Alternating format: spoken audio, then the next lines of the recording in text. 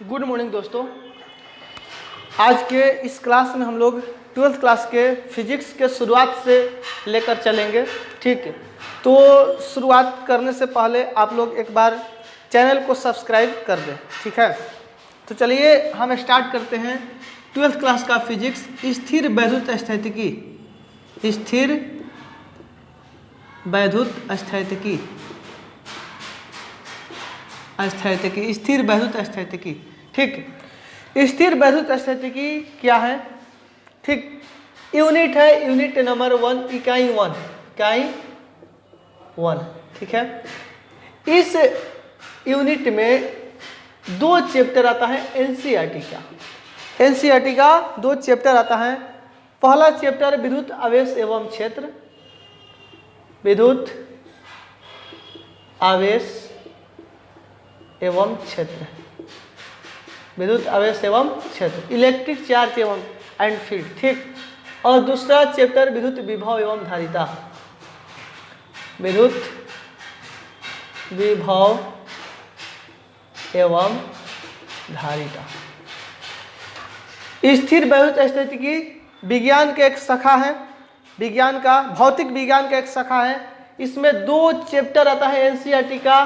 पहला वैद्युत आवेश एवं क्षेत्र, विद्युत आवेश एवं क्षेत्र, विद्युत आवेश एवं क्षेत्र, अब विद्युत विभव एवं धारिता। 2 चैप्टर वाला एनसीईआरटी चैप्टर नंबर 1 है। ये वाला एनसीईआरटी चैप्टर नंबर 2 है। स्थिर वैद्युत स्थितिकी है क्या, इसके बारे में पहले जानेंगे। आखिर स्थिर वैद्युत स्थितिकी है क्या? स्थिर वैद्युत स्थितिकी क्या है? ठीक, तो स्थिर वैद्युत स्थितिकी भौतिक विज्ञान की वह शाखा, भौतिक विज्ञान की वह शाखा जिसमें भौतिक विज्ञान की वह शाखा, वह शाखा इस तरह से लिखिए, जिसमें आवेश के, जिसमें स्थिर आवेश, जिसमें स्थिर आवेशों के बारे में अध्ययन किया जाता है। स्थिर वैद्युत स्थितिकी क्या है? स्थिर वैद्युत स्थितिकी भौतिक विज्ञान की वह शाखा है, वह शाखा है जिसमें स्थिर आवेशों के बारे में अध्ययन किया जाता है, अध्ययन किया जाता है।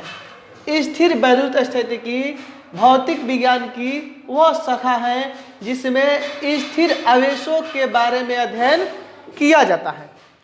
ठीक, मतलब आवेश को एक जगह पर रख देंगे, आवेश को एक जगह पर रख देंगे और इससे, इसके बारे में अध्ययन करेंगे। इसके अगल बगल क्या हो रहा है, कैसे हो रहा है, इस सब चीज़ों के बारे में हम लोग जानेंगे इस इकाई 1 में, स्थिर वैद्युत स्थितिकी में। इसको तोड़कर एनसीईआरटी 2 चैप्टर में बांट दिया है। फर्स्ट नंबर चैप्टर विद्युत आवेश एवं क्षेत्र, सेकेंड नंबर चैप्टर विद्युत विभव एवं धारिता। तो हम पहले आपको विद्युत आवेश एवं क्षेत्र के बारे में बताएंगे। पहले इस चैप्टर को पढ़ेंगे एकदम लाइन टू लाइन, हर टॉपिक को देखते हुए। उसके बाद दूसरा चैप्टर स्टार्ट करेंगे विद्युत विभव एवं धारिता। उम्मीद करते इतना चीज़ें समझ में आया होगा। अगर आप चाहे इसको स्क्रीनशॉट ले सकते हैं। अब स्टार्ट करते हैं विद्युत आवेश एवं क्षेत्र। ठीक, चलिए।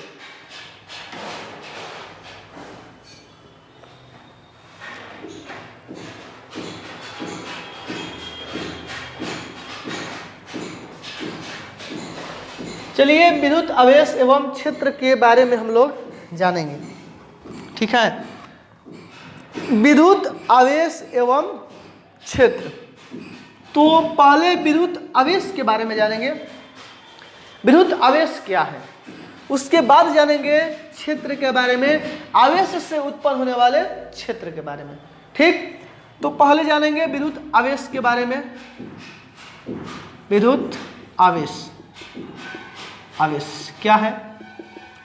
तो विद्युत आवेश किसे कहेंगे, डिफिनेशन क्या होगा, इसको कैसे समझा जाए। तो चलिए इसको ध्यान से एकदम एकाग्र होकर सुनिएगा जो बोलेंगे हम। बहुत इंटरेस्टिंग चीज़ बताने वाले हैं अभी। आवेश क्या है, आवेश की वजह से कौन कौन सी घटनाएं होती हैं, ये सारे चीज़ हम बताएंगे। तो आवेश आखिर है क्या, आवेश आखिर है क्या। तो अगर हम किताबी भाषा में बोले तो मौलिक कणों की वह विशेषता जिसके कारण विद्युत क्षेत्र की व्युत्पत्ति होती है विद्युत आवेश कहलाता है। मौलिक कणों की वह विशेषता जिसके कारण विद्युत क्षेत्र की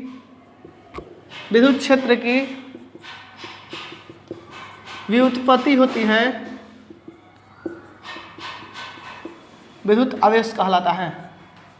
विद्युत आवेश कहलाता है। मौलिक कणों की वह विशेषता जिसके कारण विद्युत क्षेत्र की व्युत्पत्ति होती है विद्युत आवेश कहलाता है। लेकिन इसको हम अगर अपने भाषा में कहें, इसको समझ कर कहा जाए, तो हम इसका डिफिनेशन इस तरीका से कह सकते हैं कि किसी पदार्थ में पाए जाने वाले वह गुण, किसी पदार्थ में पाए जाने वाले वह गुण जो किसी दूसरे पदार्थ को आकर्षित या विकर्षित करती है। किसी पदार्थ में पाए जाने वाले वह गुण जो अपने समीप वाले, अपने नज़दीक वाले किसी दूसरे पदार्थ को आकर्षित या विकर्षित करती है विद्युत आवेश कहलाता है। या इसको हम लिख सकते हैं किसी पदार्थ में पाए जाने वाले वह गुण जो अपने समीप वाले किसी दूसरे वस्तु को आकर्षित या विकर्षित करती है, आकर्षित या विकर्षित करती है। किसी पदार्थ में पाए जाने वाले वह गुण जो अपने समीप वाले किसी दूसरे वस्तु को आकर्षित या विकर्षित करती हैं। किसी पदार्थ में पाए जाने वाले वह गुण जो अपने समीप वाले वस्तु को आकर्षित या विकर्षित करती हैं, उस गुण को कहेंगे विद्युत आवेश। अगर इसको अच्छा से समझना चाहते हैं तो चलिए बचपन वाले वो कहानी बताते हैं आप लोगों को। हम लोग करते क्या थे कि किसी पेन को अपने बाल से रगड़ते थे और पेन को जमीन के जब नज़दीक लाते थे तो इसमें छोटा छोटा कण सट जाता था। वो जो कण है, वो जो छोटा छोटा कण आकर्षित हो गया पेन से। कुछ कण विकर्षित भी होता था, लेकिन विकर्षण वाले पर ध्यान नहीं देते थे। हम केवल ये देखते थे कि जो कण है आके इसमें सट गया। मतलब ये जो पेन था उस समय का, जो पेन रगड़ते थे हम बाल में, अभी भी होगा, तो पेन पे आवेश आ जाता था। आवेश से अपने समीप वाले पदार्थ को क्या करता था, आकर्षित कर लेता था, ठीक है, और कुछ पदार्थ को विकर्षित कर लेता था। तो क्यों होता था, तो आवेश के कारण होता था। हम लोग कहते थे जादू है, ठीक। तो उस सारा एग्जाम्पल अगर आप याद करते हैं तो इसको समझना बहुत आसान हो जाएगा। और एक एग्जाम्पल है, हम लोग पेन को सटाते भी थे। दो पेन को लेंगे और जोर से मारेंगे तो दोनों पेन एक दूसरे से सट जाता था। मतलब आवेशित होता था, आवेश की वजह से दोनों एक दूसरे से सट जाता था पेन, ठीक है। तो आवेश समझ चुके होंगे आप लोग। अब आवेश आखिर उत्पन्न कैसे होता है, आवेश कैसे आता है, आवेश कहाँ से आता है।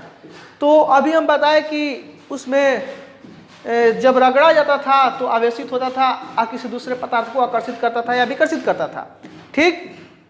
तो आवेश मतलब हम किसी पदार्थ से किसी दूसरे पदार्थ को रगड़ते हैं तो आवेश उत्पन्न होता है, ठीक, आवेश उत्पन्न होता है। यही ना कह सकते हैं, किसी एक पदार्थ से किसी दूसरे पदार्थ को रगड़ते हैं तो होता क्या है, उसमें इलेक्ट्रॉन का आदान प्रदान होता है। मान लीजिए ये वाला पदार्थ है और एक ई वाला पदार्थ है। दोनों पदार्थ को जब आपस में रगड़ेंगे, दोनों पदार्थ को जब आपस में रगड़ेंगे, इसमें इलेक्ट्रॉन का आदान प्रदान होगा, इलेक्ट्रॉन का आदान प्रदान होगा। कुछ पदार्थ इलेक्ट्रॉन का त्याग करेगा, कुछ पदार्थ इलेक्ट्रॉन का त्याग करेगा, तो कुछ पदार्थ है जो इलेक्ट्रॉन को ग्रहण करेगा, कुछ पदार्थ इलेक्ट्रॉन का त्याग करेगा और कुछ पदार्थ उन्हीं इलेक्ट्रॉनों को ग्रहण करेगा। त्याग करने वाले पदार्थ पर धन आवेश उत्पन्न होता है। मान लीजिए ये वाला जो है त्याग कर रहा है, त्याग कर रही है, आई वाला ग्रहण कर रही है। ठीक, त्याग करने वाले पदार्थ पर धन आवेश उत्पन्न होगा और इलेक्ट्रॉन को ग्रहण करने वाले पदार्थ पर ऋण आवेश उत्पन्न होगा। जो पदार्थ इलेक्ट्रॉन का त्याग करती है उस पदार्थ पर धन आवेश, और जो पदार्थ इलेक्ट्रॉन को ग्रहण करती है उस पदार्थ पर ऋण आवेश। ऐसा क्यों होता है? क्योंकि इलेक्ट्रॉन जो होता है ऋण आवेशित होता है, इलेक्ट्रॉन जो होता है ऋण आवेशित होता है। और जब ऋण का त्याग होगा, ऋण को किसी दूसरे को हम देंगे तो क्या होगा? हम ऋण से मुक्त होंगे। और जब ऋण से मुक्त होंगे यानी धन की ओर जा रहे हैं, हम जा रहे हैं धन की ओर, यानी प्लस की ओर, मतलब धन आवेशित हो गया। और जो ग्रहण कर रहा ऋण, जो ऋण को ग्रहण कर रहा है यानी वो ऋण की ओर जा रहा है, ऋण आवेशित हो गया, मतलब पदार्थ जो हुआ इलेक्ट्रॉन का ग्रहण वो पदार्थ ऋण आवेशित हो गया। तो याद रखिएगा, जो त्याग करता है वो धन आवेशित और जो ग्रहण करता है वो ऋण आवेशित। कांची के त्याग करता है इलेक्ट्रॉन के, कांची ग्रहण करता इलेक्ट्रॉन, इलेक्ट्रॉन का त्याग करने वाले पदार्थ पर धन आवेश, इलेक्ट्रॉन को ग्रहण करने वाले पदार्थ पर ऋण आवेश उत्पन्न होता है। ठीक, तो इस तरीके से आपका आवेश उत्पन्न हो गया। जो आवेश उत्पन्न हुआ किसके वजह से हुआ? इलेक्ट्रॉन के वजह से हुआ, इलेक्ट्रॉन के वजह से हुआ। इलेक्ट्रॉन आवेश को उत्पन्न कर दिया। तो आवेश का मुख्य कारण क्या हुआ? इलेक्ट्रॉन हुआ। इलेक्ट्रॉन ही है जो किसी भी पदार्थ को आवेशित करता है। जब इलेक्ट्रॉन का आदान प्रदान होता है, इलेक्ट्रॉन का आदान प्रदान होगा तो क्या करेगा? आवेशित कर देगा।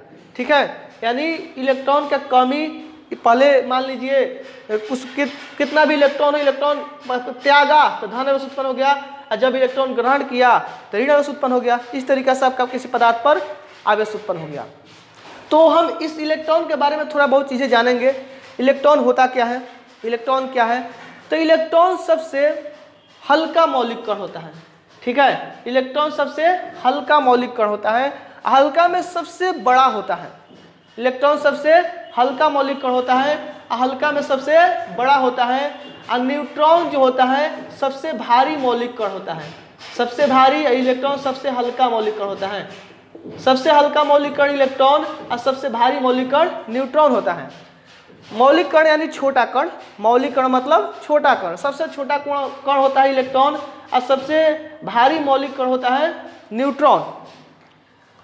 जो इलेक्ट्रॉन होता है बड़ा होता है, हल्का होता है लेकिन बड़ा होता है बैलून के समान के। ठीक है, इलेक्ट्रॉन सबसे बड़ा मौलिक कण होता है। ठीक, इलेक्ट्रॉन सबसे बड़ा मौलिक कण होता है। जो न्यूट्रॉन होता है सबसे भारी होता है। इलेक्ट्रॉन का आवेश जो होता है, इस इलेक्ट्रॉन को त्यागा यानी इस पर धन आवेश उत्पन्न हुआ। तो धन आवेश आखिर कितना उत्पन्न होगा? इलेक्ट्रॉन को ग्रहण किया यानी ऋण आवेश उत्पन्न हुआ। तो आखिर एक इलेक्ट्रॉन को ग्रहण करने पर कितना आवेश उत्पन्न होगा? वहां पर आवेश आखिर कितना होगा? तो एक इलेक्ट्रॉन का आवेश जो होता है, एक इलेक्ट्रॉन का आवेश 1.6 गुना 10 के पावर -19 कूलम होता है। एक इलेक्ट्रॉन का आवेश 1.6 गुना 10 के पावर -19 कूलम होता है। ये जो कूलम होता है आवेश का मात्रक होता है, आवेश का SI मात्रक कूलम होता है। ठीक है, आवेश का और भी चीजें और भी मात्रक होता है, उसके बारे में हम कुछ देर बाद बात करते हैं। पहले इलेक्ट्रॉन के बारे में अच्छा से जान लेते हैं।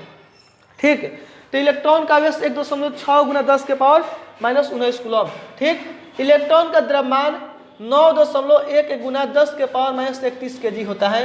इलेक्ट्रॉन का द्रव्यमान 9.1 गुना 10 के पावर -31 kg होता है। 9.1 गुना 10 के पावर -31 kg इलेक्ट्रॉन का द्रव्यमान होता है। ये जो आवेश होता है इलेक्ट्रॉन का, ये जो ऋण होता है मतलब -1.6 गुना 10 के पावर -19 कूलम। आप प्रोटॉन पर भी प्लस में हो जाता है, प्रोटॉन पर 1.6 गुना 10 के पावर -19 कूलम। ठीक, प्रोटॉन पे प्लस 1.6 गुना 10 के पावर -19 कूलम, इलेक्ट्रॉन पे माइनस में 1.6 गुना 10 के पावर -19 कूलम होता है। ठीक है, तो ये वाला इलेक्ट्रॉन का आवेश हुआ, ये वाला प्रोटॉन का आवेश हुआ। इलेक्ट्रॉन का द्रव्यमान 9.1 गुना 10 के पावर -31 kg होता है। आप प्रोटॉन का द्रव्यमान 1.674 गुना 10 के पावर माइनस 27 kg, 1.674 गुना 10 के पावर माइनस 27 kg होता है प्रोटॉन का द्रव्यमान। प्रोटॉन का द्रव्यमान 1.674 गुना 10 के पावर माइनस 27 kg होता है। और न्यूट्रॉन जो होता है उदासीन होता है, न्यूट्रॉन उदासीन होता है, न्यूट्रॉन पर कोई आवेश नहीं होता है, न्यूट्रॉन पर कोई आवेश नहीं होता है, न्यूट्रॉन उदासीन होता है। ठीक, न्यूट्रॉन उदासीन होता है, इस पर कोई आवेश नहीं होता है।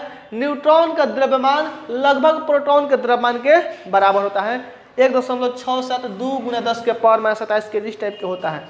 ठीक, तो इसके आवेश द्रव्यमान के बारे में आप लोग समझ चुके हैं। अब आवेश का मात्रक क्या होता है, ठीक, आवेश का फॉर्मूला कैसे निकाला जाए, आवेश तो हम देख लिए यहाँ पर आवेश मौलिक कणों की वह विशेषता जिसके कारण विद्युत क्षेत्र की व्युत्पत्ति होती है, विद्युत आवेश कहलाता है। किसी पदार्थ में पाए जाने वाले वह गुण जो अपने समीप वाले किसी दूसरे वस्तु को आकर्षित या विकर्षित करती है, विद्युत आवेश कहलाता है।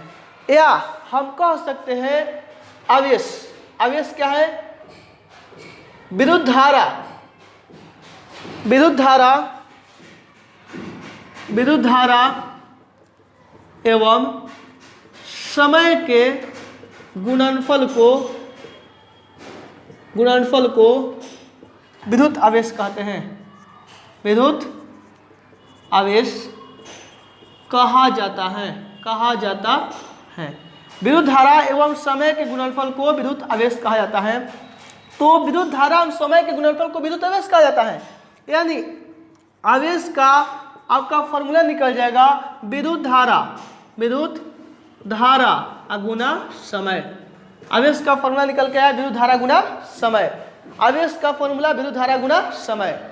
विद्युत धारा एवं समय के गुणनफल को विद्युत आवेश कहा जाता है। आवेश का आपका यहाँ से फॉर्मूला निकल गया, आवेश बराबर विद्युत धारा गुना समय। ठीक, आवेश जो है, आवेश व्युत्पन्न राशि है, आवेश व्युत्पन्न राशि है। अब व्युत्पन्न राशि क्यों है, क्योंकि दो मूल राशि से मिलकर बना है और व्युत्पन्न राशि के अलावा सदिश अदिश राशि है, अदिश राशि है। व्युत्पन्न राशि के अलावा आवेश एक अदिश राशि है, क्योंकि केवल इसका परिमाण होता है, इसका दिशा नहीं होता है, आवेश का दिशा नहीं होता है, इसलिए आवेश एक अदिश राशि है। इसका मात्रक निकालेंगे तो आवेश का मात्रक, विद्युत धारा का मात्रक एम्पियर होता है और समय का मात्रक सेकंड होता है, यानी आवेश का मात्रक एम्पियर सेकंड, एम्पियर सेकंड आवेश का मात्रक हो गया, एम्पियर सेकंड, आवेश का मात्रक एम्पियर सेकंड। एम्पियर सेकंड को कूलॉम कहा जाता है, एम्पियर सेकंड को कूलॉम कहा जाता है। आवेश को क्यू द्वारा सूचित किया जाता है, आवेश को क्यू द्वारा सूचित किया जाता है। इसका एसआई मात्रक एम्पियर सेकंड या कूलॉम होता है। ठीक, आवेश का सही मात्रक एम्पियर सेकंड या कूलॉम होता है।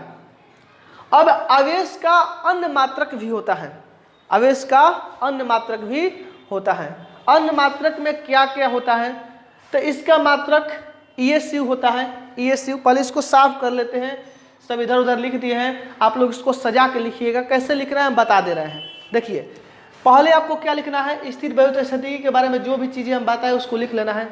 उसके बाद विद्युत आवेश का परिभाषा देना है। विद्युत आवेश क्या है, मौलिक कणों की वह विशेषता जिसके कारण विद्युत क्षेत्र की उत्पत्ति होती है, विद्युत आवेश कहलाता है। या इसको लिखने से पहले आप ये चीज़ें लिख लीजिएगा कि आखिर आवेश है क्या, आवेश कैसे उत्पन्न होता है। स्थिर विद्युत स्थिति की लिखने के बाद उसके पूरा डिफिनेशन देने के बाद नोट्स बनाने के लिए बता रहे हैं हम कैसे बनाना है। उसके बाद क्या करना है कि आपको इन चीज़ों को लिख लेना है कि आखिर आवेश किस तरह से उत्पन्न होता है। ठीक है, तो आवेश उत्पन्न कैसे होता है तो हम बता चुके हैं कि जब एक पदार्थ को किसी दूसरे पदार्थ से रगड़ा जाता है तो इलेक्ट्रॉन का आदान प्रदान होता है। एक पदार्थ इलेक्ट्रॉन का त्याग करता है जबकि दूसरा पदार्थ उन्हीं इलेक्ट्रॉनों को ग्रहण करता है। त्याग करने वाले पदार्थ पर धन आवेश तथा ग्रहण करने वाले पदार्थ पर ऋण आवेश उत्पन्न होता है। इलेक्ट्रॉन त्याग करने वाले पदार्थ पर, इलेक्ट्रॉन को ग्रहण करने वाले पदार्थ पर ऋण आवेश उत्पन्न होता है। तो आवेश उत्पन्न हो गया। आवेश उत्पन्न होने के बाद आपको क्या करना है, लिखना है लास्ट में कि आखिर आवेश कैसे उत्पन्न हो रहा है, तो इलेक्ट्रॉन के वजह से हो रहा है। तो नोट बना के लिख लेना है कि आवेश उत्पत्ति का मुख्य कारण इलेक्ट्रॉन होता है। आवेश उत्पत्ति का मुख्य कारण इलेक्ट्रॉन होता है। इलेक्ट्रॉन ऋण आवेशित होता है। इलेक्ट्रॉन ऋण आवेशित होता है। एक इलेक्ट्रॉन का आवेश 1.6 गुना 10 के पावर माइनस 19 कूलम होता है। जो प्रोटॉन होता है, इलेक्ट्रॉन के बाद होता है प्रोटॉन का भी बात कर लेते हैं। प्रोटॉन पर आवेश प्लस में 1.6 गुना 10 के पावर माइनस 19 कूलम हो जाएगा। जो इलेक्ट्रॉन का द्रव्यमान होगा 9.1 गुना 10 के पावर माइनस 31 केजी होगा, और जो प्रोटॉन का द्रव्यमान होगा 1.674 गुना 10 के पावर माइनस 27 केजी होगा। न्यूट्रॉन का आवेश उदासीन होगा। न्यूट्रॉन पर कोई आवेश नहीं होता है, आवेशहीन होता है। और न्यूट्रॉन का द्रव्यमान 1.672 गुना 10 के पावर माइनस 27 केजी हो जाएगा। ठीक, उसके बाद इलेक्ट्रॉन के गुण, इलेक्ट्रॉन के कुछ चीज़ है, नोट में लिख लेना है। इलेक्ट्रॉन क्या है? हल्का मौलिक कण होता है। इलेक्ट्रॉन सबसे बड़ा मौलिक कण होता है। नोट बना के सब एक करके लिख लेना है। इलेक्ट्रॉन हल्का मौलिक कण होता है। इलेक्ट्रॉन सबसे बड़ा मौलिक कण होता है। न्यूट्रॉन क्या है? तो न्यूट्रॉन सबसे भारी मौलिक कण होता है। ठीक, न्यूट्रॉन सबसे भारी मौलिक कण होता है। जो पदार्थ इलेक्ट्रॉन का त्याग करता है उस पदार्थ पर धनावेश उत्पन्न होता है। अगला नोट में लिखना है, जो पदार्थ इलेक्ट्रॉन को ग्रहण करता है उस पर ऋण आवेश उत्पन्न होता है। और लिख लेना है कि जो पदार्थ इलेक्ट्रॉन को त्याग कर रहा है उसमें द्रव्यमान की कमी हो रही है। जो पदार्थ इलेक्ट्रॉन को त्याग कर रहा है उस पदार्थ में द्रव्यमान की कमी हो रही है, और जो पदार्थ इलेक्ट्रॉन को ग्रहण कर रही है उसमें द्रव्यमान की वृद्धि हो रही है। ठीक है, जो पदार्थ इलेक्ट्रॉन का त्याग कर रही है उसमें द्रव्यमान की कमी, और जो पदार्थ इलेक्ट्रॉन को ग्रहण कर रही है उसमें द्रव्यमान की वृद्धि हो रही है। ठीक है, आवेशित मान लीजिए धन आवेशित है, उसमें द्रव्यमान की, धन आवेशित है यानी इलेक्ट्रॉन को त्यागा है, उसमें द्रव्यमान की कमी हो जाएगा। अब मान लीजिए ऋण आवेशित है यानी इलेक्ट्रॉन को ग्रहण किया है, इलेक्ट्रॉन ग्रहण किया मतलब द्रव्यमान की वृद्धि हो जाएगा। ऋण आवेशित यानी इलेक्ट्रॉन को ग्रहण किया है मतलब द्रव्यमान की वृद्धि। धन आवेशित यानी इलेक्ट्रॉन को त्यागा है यानी द्रव्यमान की कमी। धन आवेशित पदार्थ में द्रव्यमान की कमी होता है और ऋण आवेशित पदार्थ में द्रव्यमान की वृद्धि होता है। कंसेप्ट को समझिए, बाकी सब खुद से लिख लेना है। कंसेप्ट को बस समझना है और लिखना है। उसके बाद आपको अनावेशित पदार्थ में क्या होता है, तो अनावेशित पदार्थ क्या कह सकते हैं, उसमें द्रव्यमान की कमी होता है कि वृद्धि होता है, कुछ भी हो सकता है। अनावेशित पदार्थ है तो इलेक्ट्रॉन की कमी भी हो सकता है, इलेक्ट्रॉन की वृद्धि हो सकता है। ठीक है, अनावेशित उस पर कोई आवेश नहीं है। अनावेशित पदार्थ में द्रव्यमान की कमी भी हो सकता है, वृद्धि हो सकता है, कुछ उसमें पता नहीं है। ठीक, तो ये सारी चीज़ें हैं जो आपको नोट बना के लिख लेना है। उसके बाद विद्युत आवेश लिखकर पूरा डिफिनेशन दे देना है। ये मौलिक कण की वह विशेषता जिसके कारण विद्युत क्षेत्र की व्युत्पत्ति और विद्युत आवेश कहलाता है। किसी पदार्थ में पाए जाने वाला वह गुण जो अपने समीप वाले किसी दूसरे वस्तु को आकर्षित या विकर्षित करती है विद्युत धारा कहलाता है, विद्युत आवेश कहलाता है। या विद्युत धारा एवं समय के गुणनफल को विद्युत आवेश कहते हैं। विद्युत आवेश कहते हैं, विद्युत आवेश कहा जाता है। आवेश का फॉर्मूला हो जाएगा विद्युत धारा गुना समय। विद्युत धारा का सही मात्रक एम्पियर होता है, समय का मात्रक सेकंड होता है, तो विद्युत आवेश का मात्रक एम्पियर सेकंड हो जाएगा। ठीक, एम्पियर सेकंड को कूलॉम कहा जाता है, एम्पियर सेकंड को कूलॉम कहा जाता है, यानी विद्युत आवेश के सही मात्रक कूलॉम हो जाएगा। ठीक, एम्पियर सेकंड को कूलॉम कहा जाता है यानी विद्युत आवेश के सही मात्रक कूलॉम हो जाएगा। इसका बीमा की बात करें तो एम्पियर यानी ए और सेकेंड टी, ए टी, या विद्युत धारा का बीमा एक आई भी होता है और समय का टी, आई टी या ए टी। आवेश का बीमा निकल के आएगा आई टी या ए टी। ठीक, आवेश का मात्रक हो गया, आवेश का बीमा हो गया।